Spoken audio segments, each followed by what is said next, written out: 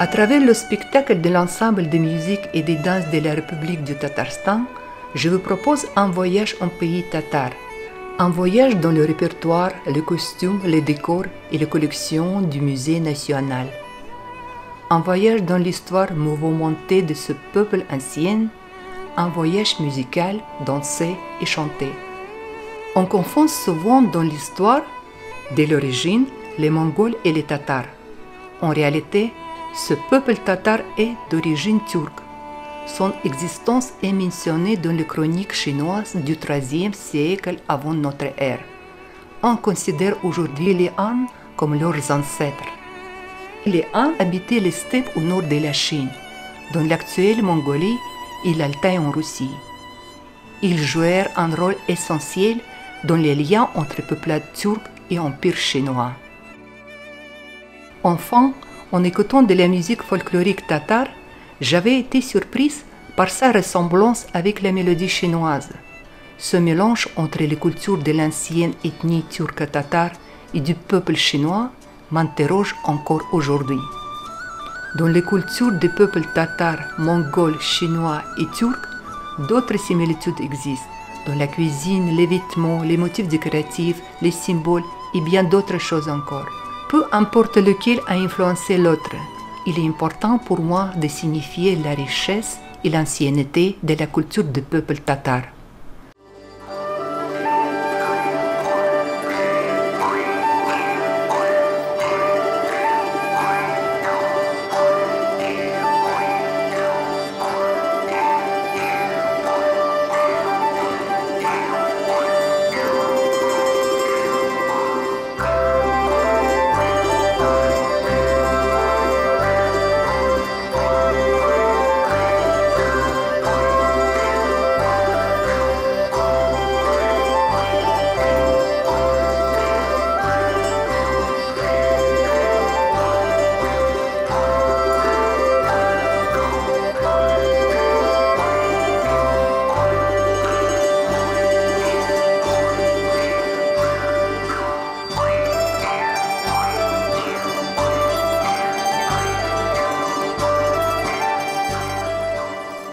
Les origines des ancêtres des Tatars et d'autres peuples turcs sont associées à la région de l'Altaï.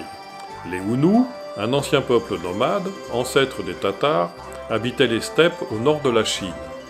Ils avaient créé une alliance de tribus, l'empire des Hunnus, qui comprenait les tribus turques. Modou a été son fondateur et premier souverain.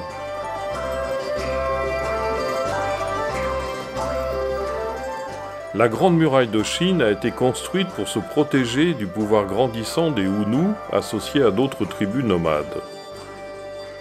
L'empire des Hunnus, après avoir été vaincu par la Chine, s'est décomposé en branches nord et sud. Les représentants de la branche nord ont migré vers les territoires entre la Volga et l'Oural et ont donné naissance à un nouveau peuple, les Huns.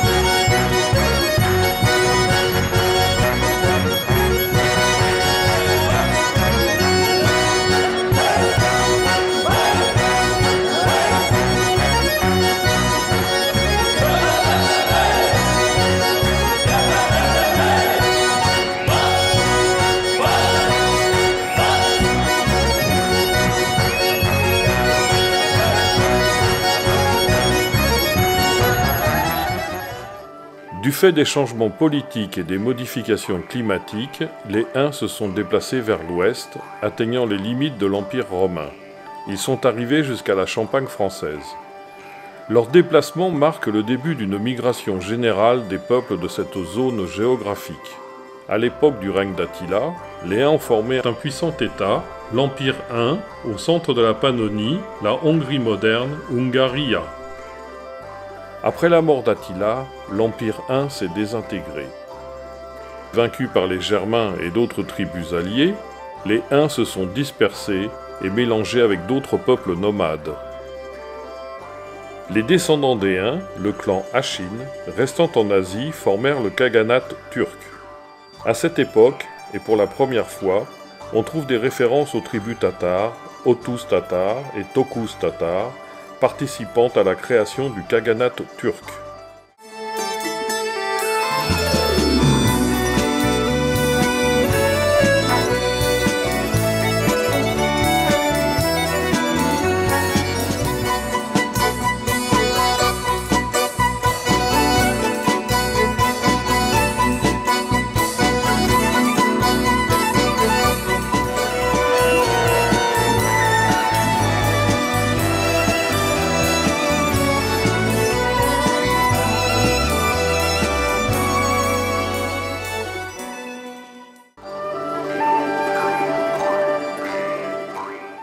Le khaganat turc s'est séparé en khaganat turc occidental et khaganat turc oriental.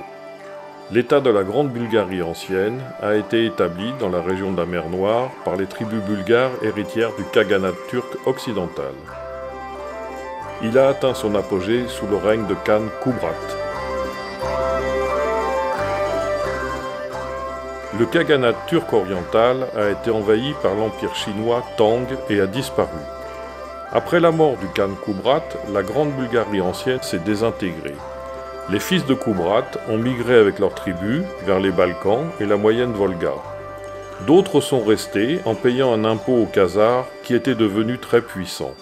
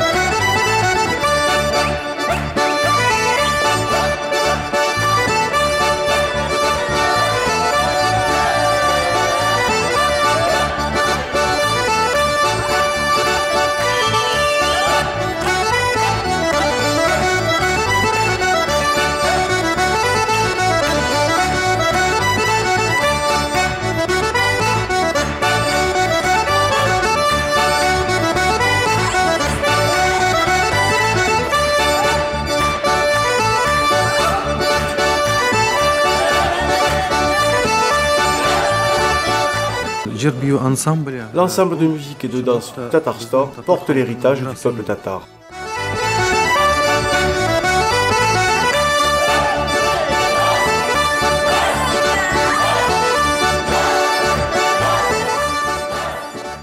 Suite au déplacement des Bulgares, la Bulgarie du Danube et la Bulgarie de la Volga-Kama sont apparues. Sous l'assaut de l'Empire Tang, des Turgis et de guerres féodales internes, ce qui restait du khaganat turc occidental s'est désintégré. Les tribus tatares, Kimaki et Kipchak, ont créé le khanat de Kimak, situé sur le territoire du Kazakhstan moderne et de la Sibérie méridionale. Le khanat de Kimak s'est affaibli sous la pression des tribus mongoles et des conflits internes. Les Kipchaks ont migré vers l'ouest. Les tribus tatars, tatars blancs, tatars noirs, tatars sauvages, originaires de la tribu Château, tribu turco-occidentale, ont créé les premiers États tatars.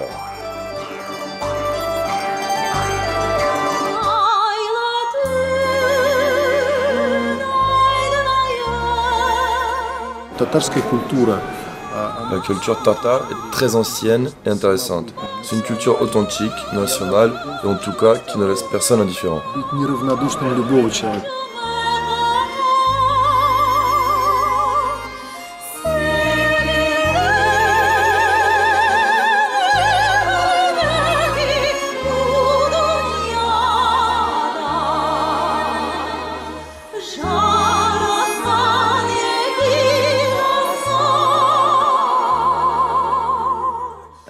Le folklore tatar vivra pour toujours.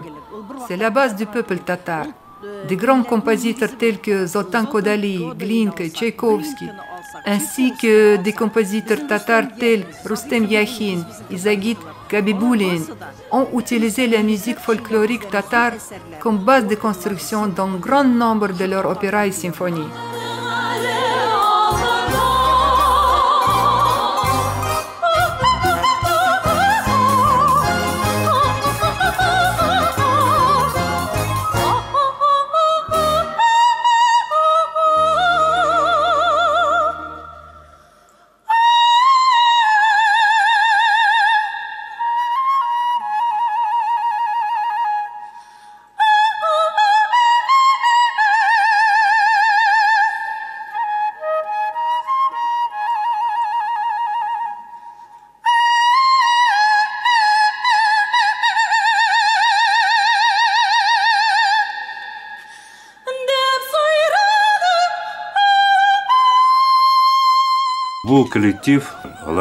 Ce collectif est le visage du peuple tatar et de la République du Tatarstan. Pour cela, nous les remercions beaucoup. Timuchin, le futur Gengis Khan, a uni les Tatars et d'autres tribus et fonda l'empire mongol, qui a reçu comme nom celui de la tribu à laquelle appartenait la dynastie régnante. Le fils aîné de Gengis Khan, Juche, s'est vu attribuer toutes les terres occidentales de l'Empire, y compris celles qui seraient encore conquises. Les troupes du petit-fils de Gengis Khan, Batu Khan, ont conquis la Bulgarie d'Avolka-Kama, le Tatarstan actuel. La ville de Bolgar est devenue la première capitale de l'Ulus de Juche, partition de l'Empire qui, dans les sources russes, apparaît sous le nom de la Horde d'Or. Sous le règne de Meng Timur, la Horde d'Or devient un État indépendant de l'Empire mongol. La Horde d'Or a été transformée en un conglomérat d'entités d'États dont les noms donnés dans l'historiographie russe sont le Khanat d'Astrakhan, le Khanat de Kazan, le Khanat de Crimée, le Khanat sibérien, le Khanat de Kassimov, la Grande Horde et la Horde Nogaï.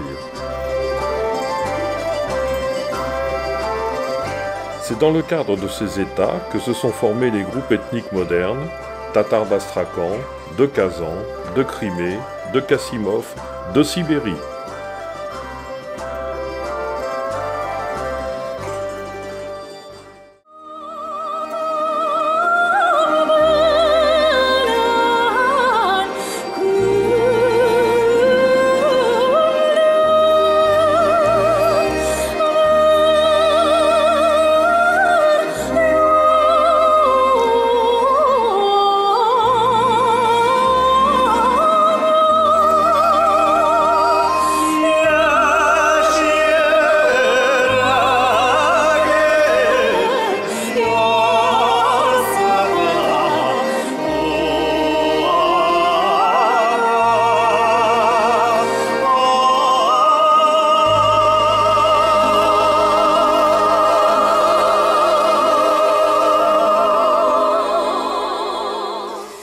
Yeah.